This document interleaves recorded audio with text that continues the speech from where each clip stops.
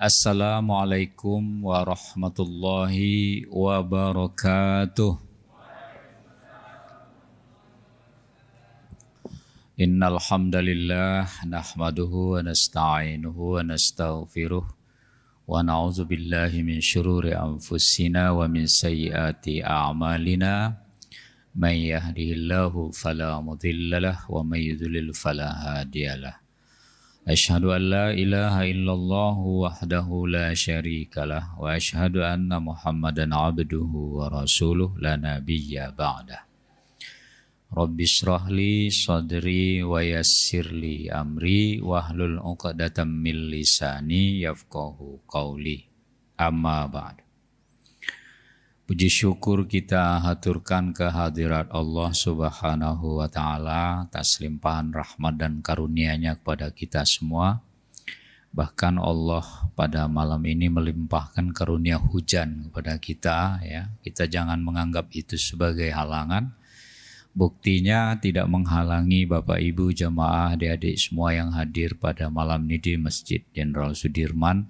Semoga semangat yang mengiringi kehadiran jamaah semua pada malam ini dibalas oleh Allah dengan pahala yang berlipat ganda. Amin ya rabbal alamin. Salawat dan salam tak lupa pula kita haturkan kepada junjungan kita Nabiullah Nabi Agung Nabi Muhammad sallallahu alaihi wasallam. Kita meneladani beliau, menjadikan beliau sebagai uswatun hasanah. Contoh yang memang layak kita contoh akhlaknya, budi pekertinya, perilaku kesehariannya. Dan semoga apa yang kita contoh dari beliau itu mewarnai kehidupan kita dan menjadikan kita nanti bisa bersama beliau masuk ke surganya Allah Subhanahu wa Ta'ala. Amin ya rabbal alamin. Hadirin jemaah pengajian Selasa malam Masjid Jenderal Sudirman yang dirahmati Allah. Sesuai dengan tema yang tadi disampaikan oleh pembawa acara, bahwa jangan berputus asa dalam menghadapi tantangan kehidupan. Bapak Ibu, bahwa kita menyadari dalam kehidupan kita ini tidak ada yang lempeng-lempeng saja, ya. Tidak ada yang mudah begitu saja kita jalani. Mesti semua orang menghadapi tantangan, dinamika, persoalan dalam hidupnya. Tantangan-tantangan itu ternyata disikapi oleh orang dengan cara yang berbeda. Ada orang yang menjadikan tantangan dalam kehidupan itu sebagai sebuah pelajaran. Diambil hikmahnya. Oh, di balik kesulitan itu ada kemudahan. Orang meyakini itu, bagus itu. Tetapi ada sebagian orang justru menghadapi tantangan itu membuat dia patah arang. Kenapa istilahnya patah arang? Kalau arang disambung saged mboten? Mboten nggih. Jadi kalau patah arang tuh benar patah tuh sudah enggak tersambung lagi gitu. Patah semangat. Dan ini yang kita kenal dengan istilah biasanya dengan bahasa Indonesia putus harapan, putus asa. Asa itu kan harapan, tidak punya asa lagi, ya. Maka kalau kita melihat dalam pengertiannya sesungguhnya, putus asa itu kan kondisi emosional, di mana seseorang merasa kehilangan harapan dan keyakinan akan masa depan. Udah nggak ada harapan. Udah putus asa ketika ia menghadapi tantangan, cobaan yang ada dalam kehidupannya. Karena itu kita diajarkan oleh agama kita Islam, ketika kita menghadapi tantangan, cobaan, itu jangan kita lalu begitu tidak berhasil dengan tantangan itu kita menyerah. Tapi jangan. Kita harus mengambil pelajaran di balik kegagalan itu kadang-kadang. Bahkan kita dengan bijak bisa mengatakan pepatahnya, kegagalan adalah kesuksesan yang tertunda. Itu bagus itu sebenarnya. Ketika kita gagal, berarti suksesnya belum hari ini. Artinya kita punya harapan, kedepannya kita akan sukses. Itu namanya orang yang gak gampang putus asa. Gagal hari ini, enggak apa-apa, coba lagi. Besok gagal lagi, enggak apa-apa, berarti belum berhasil. Nah, dari sini kita tahu bahwa di dalam ajaran agama kita, Islam itu semangat pantang menyerah itu harus kita pelihara dan kita jaga. Makanya Allah mengingatkan kita di dalam Al-Quran, dalam surat Yusuf ayat 87, wala tai'asu mir rauhillah innahu la yai'asu mir rauhillahi illal qaumul kafirun. Perhatikan apa kata Allah dalam firman ini. Dan janganlah kalian berputus asa dari rahmat Allah. Sesungguhnya tiada berputus asa dari rahmat Allah melainkan orang kafir atau kaum kafir. Jadi kalau ada orang yang gampang putus asa itu bukan orang Islam, itu orang yang di luar Islam, kata ayat ini. Tetapi kalau orang Islam tidak mengenal apa yang namanya putus asa. Sekarang kita cek. Kenapa sih seseorang itu biasanya dia mudah berputus asa? Apa sih penyebabnya seseorang itu kadang-kadang ia mudah berputus asa? Ada paling tidak yang saya temukan itu 4 alasan orang yang membuat dirinya atau seseorang itu berputus asa. Pertama adalah kegagalan yang berulang dalam mencapai tujuan. Jadi biasanya orang putus asa, gagalnya itu berulang Bapak Ibu. Coba hari ini bisnis, jalani seminggu 2 minggu, gagal. Lalu, ini mungkin pertama nggak apa-apa. Coba lagi bisnisnya dengan cara lain. Bahkan yang dibisniskan tuh nggak yang model kemarin. Jualannya beda yang diusahakan, yang dibisniskan itu. Gagal lagi.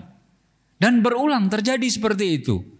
Orang-orang yang seperti itu biasanya ia lalu putus asa. Apa alasan dia putus asa dan menyerah? Lawang sudah dicoba pertama, gagal. Coba kedua, gagal. Coba ketiga, gagal. Dan akhirnya ia menyerah. Sudahlah, tidak ada lagi yang keempat. Saya berarti tidak berhasil dalam menjalankan usaha saya. Padahal yang namanya kesempatan itu tuh berulang-berulang sampai berhasil. Bapak Ibu coba lihat listrik yang ada di dalam masjid ini, di rumah kita. Bapak Ibu tahu, silakan dibaca dalam sejarahnya. Penemunya sinten listrik itu? Thomas Alva Edison. Ya. Thomas Alva Edison sampai ia menemukan listrik, itu dia bisa menemukan listrik dan cahayanya bisa keluar seperti itu dan menerangi kita ini. Itu bukan kegagalan puluhan kali Bapak Ibu. Itu disebutkan dalam biografi beliau. Tapi ratusan kali percobaan. Sampai akhirnya berhasil. Itu sebenarnya pelajaran itu buat kita. Jadi kalau kegagalan-kegagalan yang kita lakukan itu belum berhasil, bukan berarti kita tuh mati di situ. Bukan berarti kita nyerah. Mungkin ada sesuatu yang belum kita dapatkan dari kenapa kita gagal di situ. Mungkin Bapak Ibu membaca berita, saya kemarin baca berita online. Ada seorang pemuda yang mengikuti belum lama, dalam beberapa minggu ini saya baca. Mengikuti tes masuk TNI. Dan kegagalan dia itu sampai yang tes ke-12 Bapak Ibu. Kebetulan anak yang tes itu adalah anak yatim. Berasal dari Sulawesi Tengah kalau nggak salah itu. 12 kali Pak. Ikut tes TNI. Dan belum berhasil. Artinya ada kegagalan yang dari 1 sampai 11 dia gagal. Masih dia coba yang ke-12. Ketika ditanya lagi, masih nyoba nggak mas? Saya kalau selagi masih ada usia saya masih cukup untuk tes, saya akan coba lagi. Saya benar-benar kagum melihat masnya itu. Luar biasa. Bapak Ibu nanti bisa dicek itu di berita online. Seorang pemuda 12 kali tes TNI, 12 kali gagal. Ternyata 11 kali gagal sampai 12. Tidak membuat dia menyerah. Luar biasa ini Bapak Ibu. Pantang menyerah. Itu yang pertama ya, seorang putus asa biasanya gagal berulang. Kita kalau gagal berulang, coba lagi, jangan sampai kita menyerah. Yang kedua, biasanya orang putus asa, biasanya tekanan sosial dan lingkungan. Dari keluarga, dari teman, dari masyarakat, yang merasa ia nggak mampu mewujudkannya. Kamu harus bisa menjadi ini, kamu harus bisa masuk di sini. Kamu harus kuliah di sini. Ini bagus, ini hebat. Lalu dia coba gagal, lalu dia coba gagal, lalu dia coba gagal. Padahal dia mencoba itu karena selalu ditekan oleh orang. Khususnya keluarga. Makanya kalau Bapak Ibu punya anak-anak kita misalnya dia kuliah di perguruan tinggi Polri seperti kita Jogja kan banyak ya. Lalu dia belum berhasil, jangan sesekali memberi tekanan kepada mereka. Ketika mereka belum berhasil, ya enggak apa-apa nak, mungkin kali ini kamu gagal, semoga lain kali kamu berhasil. Banyak kan anak kita misalnya pengen kuliah di UGM, lalu belum berhasil tahun ini, lalu nanti dia coba lagi tahun depan, gagal, yang ketiga dia coba berhasil. Itu justru jangan tekanan yang diberikan kepada mereka. Tetapi justru seharusnya yang kita lakukan adalah motivasi, dorongan. Nggak apa-apa, santai aja. Yang namanya orang mencoba, kalau gagal nggak apa-apa nak, coba. Nah, dan biasanya orang-orang yang putus asa itu, yang menekannya itu justru keluarganya. Dan dia merasa tidak nyaman. Akhirnya ya sudahlah, saya nyerah. Oh yang pengen itu bukan saya, tapi orang tua saya kelihatannya. Walaupun saya pun pengen, tapi orang tua menekan saya gitu loh. Jadi seseorang itu putus asa disebabkan oleh yang kedua ini, ada tekanan sosial dari orang-orang yang terdekat. Yang ketiga, itu biasanya seseorang itu putus asa karena masalah kesehatan mental. Seperti depresi, kecemasan, stres. Itu dapat membuat seseorang putus asa dan tidak memiliki semangat untuk menghadapi masalah. Contohnya apa? Ketika dia menjalin hubungan dengan seseorang, lalu ketika dia menjalin hubungan itu, orang yang dia jalin hubungan itu selingkuh dengan orang lain. Lalu dia depresi, stres. Sehingga dunia rasanya sudah kiamat. Banyak loh orang yang seperti itu. Mungkin kita bilang, wah ini cengeng, ini cemeng gitu kan bahasa kata orang kan. Tapi ternyata ini terjadi. Bahwa perasaan emosi, karena perasaan kecewaan yang terlalu berlebihan, begitu setianya dia dengan pasangannya, begitu setianya dia dengan orang yang dia sukai, lalu ternyata orang yang disukai itu melakukan perselingkuhan misalnya, membuat dia kecewa, membuat dia putus asa, membuat dia merasa tidak berarti hidupnya. Saya beberapa kali melihat channel yang khusus, channel itu temanya tentang melihara orang-orang ODGJ Bapak Ibu, orang dengan gangguan jiwa ya. Kalau kita sekarang enggak boleh katanya menyebut orang gila gitu ya. Jadi sebutnya ODGJ, orang dengan gangguan jiwa. Beberapa channel itu yang saya lihat itu ternyata bisa disembuhkan orang gila itu Bapak Ibu. Jadi dia dimandikan, potong rambutnya, terus diberi makan, ya, ditanya ada baik-baik, kemudian diobati, Pak. Jadi dia harus minum obat setiap hari, itu bisa sembuh. Lalu ketika dia sembuh, beberapa orang-orang yang sudah sembuh tadi itu ditanya, kamu kenapa begini? Kenapa kamu? Dia kan tidak ingat waktu dia menjadi gila ya. Ternyata penyebabnya rata-rata mereka depresi, sakit jiwa sampai seperti itu. Salah satu penyebabnya adalah patah hati karena cinta. Itu loh Bapak Ibu. Lalu dia buka Saya dulu sudah mau menikah, pas sudah mau menikah sudah sebar undangan. Pacar saya itu katanya dia berselingkuh dengan orang lain dan pergi dengan orang lain itu. Saya menanggung malu, kecewa, patah hati dan tekanan itu membuat dia putus asa. Keputusasaannya yang dia alami itu membuat dia berubah, yaitu hilang ingatan. Kita ini kalau udah hilang ingatan sudah payah itu udah ya. Tapi ini bisa membuat orang, waktu sebabnya itu adalah karena dia putus asa.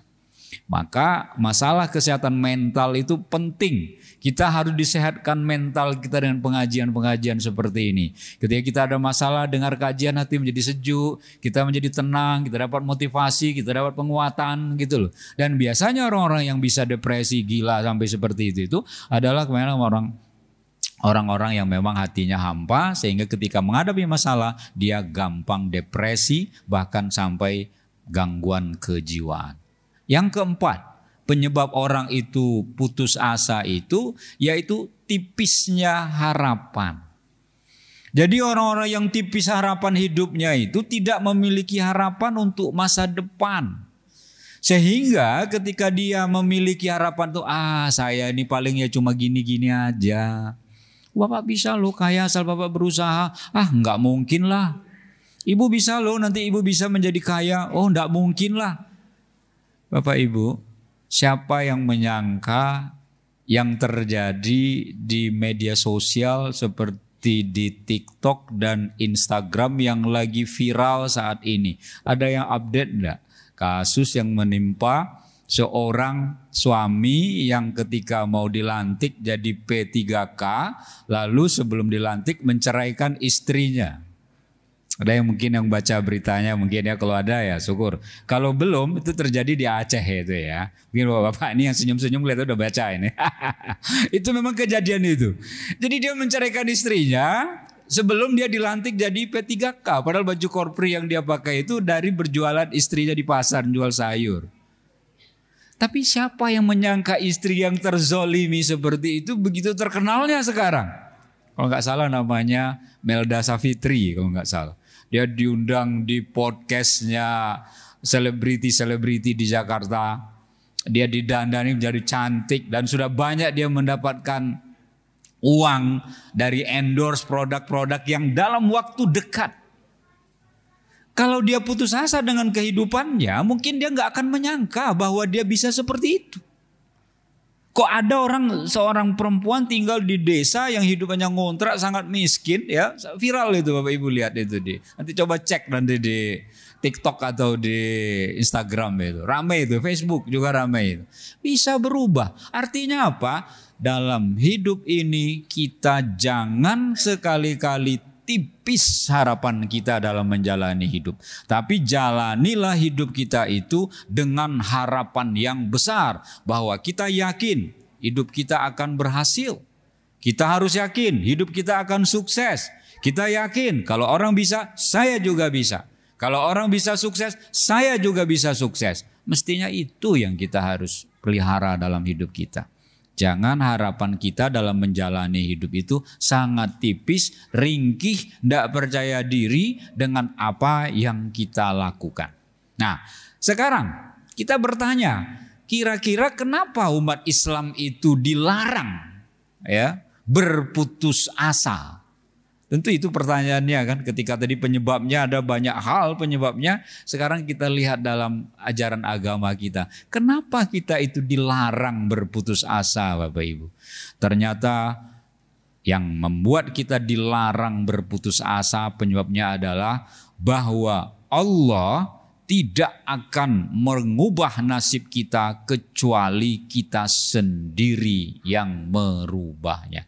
Itu poinnya. Jadi kenapa kita dilarang berputus asa? Karena Allah menganggap kalian mampu sesungguhnya. Kalau kalian itu ingin lakukan, lakukan.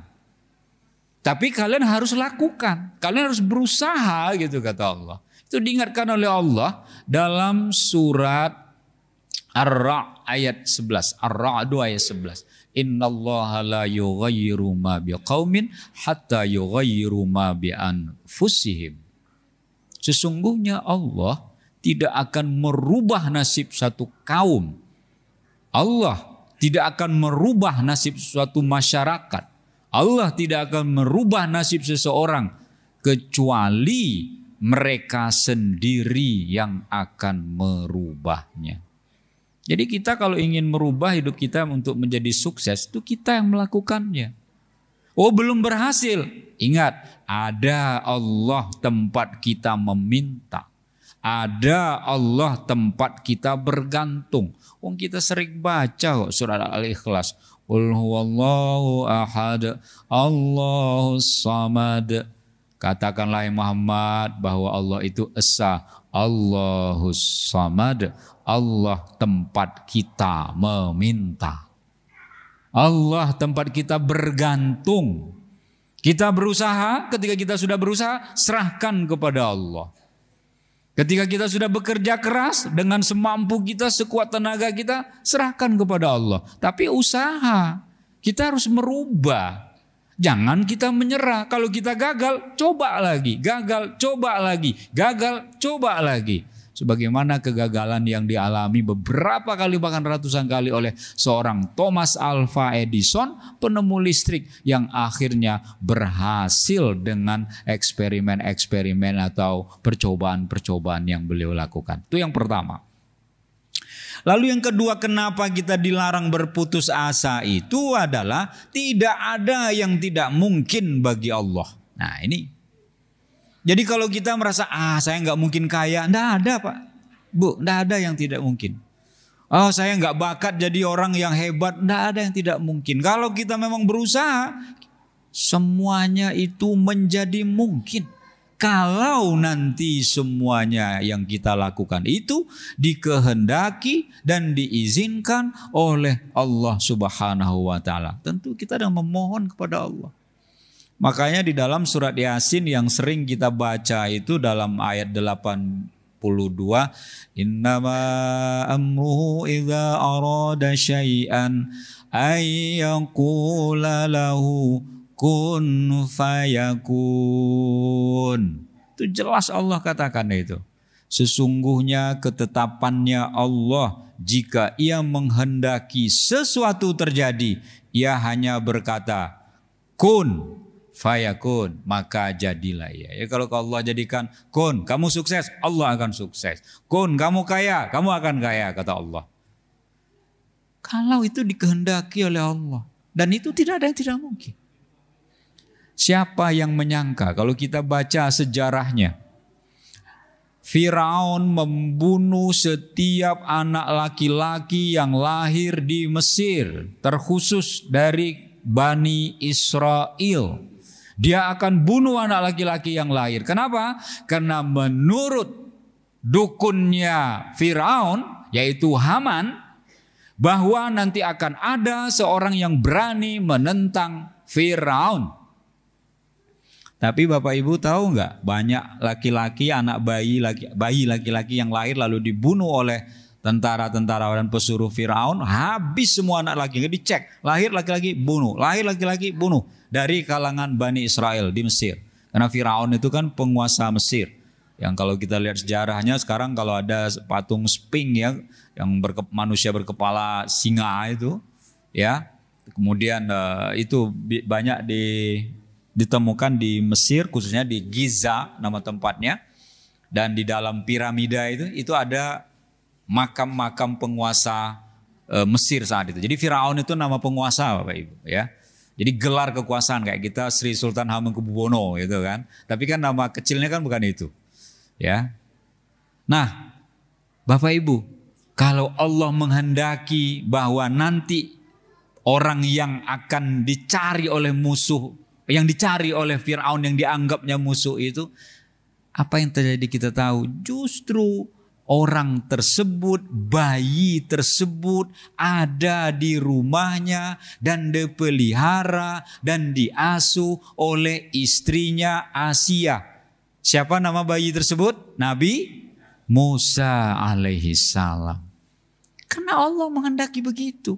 Habis bayi laki-laki orang Bani Israel dibunuh oleh Firaun. Karena menurut Haman, menurut pengamatan dia, menurut perhitungan dia akan ada nanti itu orang Bani Israel yang berani melawan Tuanku. Dan oleh karena itu cara menghadapinya adalah setiap bayi yang lahir bunuh saja. Lalu yang terjadi, bayi yang ingin dibunuh itu ternyata justru dibesarkan sendiri oleh Firaun. Kenapa? Karena kita tahu sendiri kalau Allah menghendaki bahwa kejatuhan Firaun itu ada pada tangan Musa, dan Musa lah yang akhirnya berhasil menenggelamkan Firaun di Laut Merah. Jadi kita harus meyakini surat Yasin ayat 82 ini, innama amruhu iza arada syai'an ayyakula lahu kun fayakun. Allah coba katakan kun fayakun, maka jadilah. Jadi, maka jadilah. Kalau itu dikehendaki oleh Allah Subhanahu wa taala. Jadi enggak ada yang tidak mungkin. Ya. Enggak ada yang tidak mungkin asal kita berusaha. Kecuali kita misalnya bikin, oh saya nggak akan mati, hidup selamanya, itu jelas, itu melawan sunnatullah itu namanya. Nggak ada orang yang tidak mati, karena setiap yang bernyawa pasti akan mati. Kullu nafsin za'iqatul maut. Setiap yang bernafas itu pasti akan mati. Tetapi terkait dengan kehidupan kita, cara kita menjalani kehidupan kita biar kita berhasil dengan cita-cita kita, semua itu bisa kita lakukan, bisa kita dapatkan. Apalagi kalau itu dikehendaki oleh Allah Subhanahu wa taala. Lalu yang ketiga, ya, kenapa kita umat Islam dilarang berputus asa itu? Alasannya adalah putus asa itu adalah sifatnya setan. Wah, ini kok serem gitu ya. Jadi putus asa itu bukan sifatnya manusia itu. Kenapa? Karena setan digambarkan makhluk yang berputus asa dari rahmat Allah. Ketika kalau Nabi Adam itulah nenek moyang kita. Kalau syaitan itu nenek moyangnya adalah iblis. Ya, dan mereka tercipta dari api. Ketika iblis nenek moyang syaitan diusir dari surga bersama Adam dan Hawa, maka mereka dikutuk oleh Allah Subhanahu wa taala, dia akan abadi selama-lamanya di neraka nanti itu. Tetapi apa yang terjadi kemudian? Bahwa mereka sudah pasrah. Pasrahnya itu gimana? Ya sudah, kalau nggak ada harapan lagi, saya kalau dikutuk oleh Allah selamanya untuk di neraka, maka rahmat Allah sudah ada, tidak ada lagi pada diri saya, kata iblis ketika dikeluarkan dari surga. Maka dari situlah kasih sayang Allah dicabut, dan yang ada pada diri mereka adalah sifat atau sikap putus asa. Ya sudahlah anak keturunanku, kata iblis, kita nanti semua akan di neraka. Tapi ingat, sebelum kita masuk neraka itu, dia sudah memohon kepada Allah, beri kesempatan untuk merayu umat manusia agar mereka punya banyak teman. Kita mau nggak jadi temannya ini? Tentu saja tidak. Kenapa? Karena mereka itu sudah putus asa, tidak ada harapan lagi untuk memperbaikinya. Iblis, kalau kita baca sejarahnya, nama lain iblis itu adalah Azazil. Azazil itu sebelum Adam diciptakan oleh Allah, dia adalah makhluk Allah yang paling taat kepada Allah. Taat Allah pada Allah itu. Tapi yang membuat dia tidak taat kepada Allah, iblis itu adalah karena keangkuhannya. Jadi orang tuh bisa jatuh, orang baik, orang yang hebat, orang yang di sisi Allah itu mendapat tempat yang terpuji, bahkan tempatnya di surga, tapi bisa jatuh hanya karena keangkuhannya. Loh kok bisa karena keangkuhannya? Dalam surah Al-Baqarah ayat Allah katakan, ketika Allah berkata, hai iblis, sujudlah kamu kepada Adam. Lalu iblis tidak mau sujud kepada Adam. Kenapa? Muncul keangkuhannya. Adam, yaitu nenek moyang kita, tercipta dari tanah. Sementara iblis tercipta dari api. Mosok api disuruh sujud, sujud artinya tunduk kepada tanah. Dia tidak mau. Saya lebih hebat dari dia. Wong saya dari api kok. Maksud saya mau tunduk kepada tanah. Tanah itu kan Di bawah atau di atas Bapak Ibu? Di bawah ya. Kalau kita nginjek itu kan nginjek tanah, itu kan sikil gitu kan di bawah kan. Itu simbol bahwa kita ini nggak usah menyombongkan diri, bahwa kita itu berasal dari tanah dan kembali juga nanti ke tanah. Dan iblis tidak menyadari hal itu, bahwa dia menyombongkan dirinya karena dia merasa lebih mulia, padahal sebelumnya dia adalah hamba Allah yang taat kepada Allah Subhanahu wa taala. Dan ketaatannya itu hancur ketika ketundukannya kepada Adam tidak dia lakukan, dan akhirnya menjadikan ia berputus asa. Kalau bahasa kita ya wes lah, masuk neraka ya neraka kayak gitu. Tapi dia golek bolo gitu loh. Kita jangan sampai mau jadi bolo dari syaitan itu. Dan syaitan itu kan prajuritnya iblis, anak keturunannya iblis. Kalau kita jadi ke anak keturunannya dan mengikuti apa yang diinginkannya, karena dalam surat An-Nas disebutkan allazi yuwaswisu fi sudurin nas minal jinnati wan nas, yang membuat was-was di dalam dada kita ini. Minal jinnati wan nas, dari bangsa jin dan manusia. Bangsa jin itu juga adalah keturunan dari iblis laknatullah. Misalnya tadi hujan, orang-orang yang nggak mau ke masjid pikirnya gini, nggak usah ke masjid, di rumah aja, wong podo wae kok dapat pahalanya gitu kan. Padahal ke masjid nanti kita langkah kita dihitung pahalanya berapa. Kalau di masjid kita dengarkan kajian seperti ini. Kalau di masjid kita saling mendoakan, saling menguatkan, saling menyapa. Gimana kabar Pak? Gimana kabar Bu? Semoga sehat selalu gitu kan. Saling mendoakan. Kalau seperti pembicara atau yang ngisi kajian seperti saya, selalu orang mengatakan ayo kita saling mendoakan, saling menguatkan. Semoga Allah melindungi kita, memberkahi kita. Itu kan doa untuk kita bersama. Kalau kita semuanya aminin dan diaminin oleh malaikat di sekitar kita ini, maka itu akan dikabulkan oleh Gusti Allah. Tapi jin tak usah ke masjid. Bahkan ketika kita subuh azan berkumandang, gak usah sholat subuh di masjid, sholat di rumah, tidur aja dulu, waktunya masih ada kok. Karena kita tidur, narik selimut, apalagi musim hujan, dingin gitu kan. Kita akhirnya tergoda. Kenapa? Ia berhasil menggoda kita agar kita tidak berangkat, dan itulah caranya mereka mencari teman agar kita nanti sama seperti mereka, yaitu putus asa dari rahmat Allah. Nah, inilah yang Allah katakan dalam surat Al-Hijr ayat 56, qala wa may yaqnatu mir rahmati rabbih illadallun. Dan Ibrahim dia berkata, adakah orang yang berputus asa dari rahmat Tuhannya selain orang yang sesat?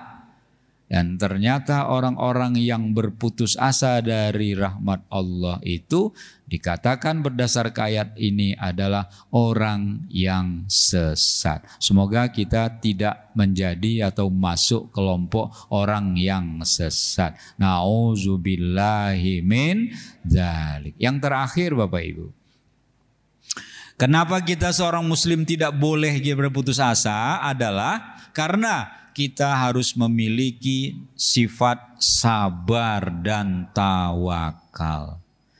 Seorang muslim harus memiliki sifat sabar dan tawakal dalam menghadapi masalah. Oh, saya dicoba, saya sabar. Kenapa saya sabar? Kenapa kita harus sabar? Karena Allah beserta saya, Allah beserta kita. Mestinya itu yang kita lakukan. Kita meyakini innallaha ma'as sabirin. Sesungguhnya Allah beserta orang-orang yang sabar. Dicoba kita dengan beberapa kali kegagalan, sabar. Dicoba kita dengan penyakit, sabar. Dicoba kita dengan kehilangan, sabar. Karena kita meyakini di balik kesabaran itu akan ada hikmah yang kita dapatkan. Akan ada pelajaran yang kita dapatkan. Kenapa? Allah sendiri mengatakan innallaha ma'as sabirin. Sesungguhnya Allah beserta orang-orang yang sabar. Maka kadang-kadang kita jadi manusia itu jauh dari sifat sabar ini. Begitu kita diuji dengan kesulitan, kita mengeluh. Begitu kita diuji dengan hambatan hidup, tantangan hidup, kita berputus asa. Begitu kita diuji dengan tantangan yang berat rasanya yang kita alami, lalu kita kecewa, bahkan kita menyalahkan Gusti Allah. Allah tidak adil, Allah memberikan cobaan kepada saya, padahal saya tidak sanggup. Padahal kita tahu bahwa Allah itu memberikan cobaan kepada kita sesuai dengan kemampuan kita. La yukallifullahu nafsan illa wus'aha, laha ma kasabat wa 'alaiha mak tasabat. Allah tidak akan memberikan beban kepada kita kalau kita nggak mampu dengan beban itu. Jadi ketika kita menghadapi cobaan, berarti Allah mengatakan, sampean mampu, lakoni saja. Itu kata Gusti Allah. Tapi kadang-kadang kita justru menyalahkan Allah. Allah tidak adil, cobaan ini terlalu berat. Nah, itu orang-orang yang jauh dari sifat sabar dan tawakal. Maka biasakan Bapak Ibu dalam hidup kita membaca Bismillahi tawakkaltu 'alallahi la haula wala quwwata illa billahil aliyyil azim. Dengan nama Allah saya berserah diri. Tiada daya, tiada upaya. Memang kita lemah, nggak ada daya dan upaya. Hanya kekuatan dan daya dari Allah Subhanahu wa Ta'ala. Semoga hidup yang kita jalani, tantangan yang kita hadapi, kesulitan yang kita hadapi, jangan membuat kita putus asa. Jalani hidup dengan optimis dan yakin. Semoga rahmat Allah menyertai kita semua. Allahumma amin. Demikian yang dapat saya aturkan. Bila ada kekurangan khilafan, saya mohon maaf sebesar-besarnya. Bila ada kekhilafan dan kekurangan, wabillahi taufiq wal hidayah. Assalamualaikum warahmatullahi wabarakatuh.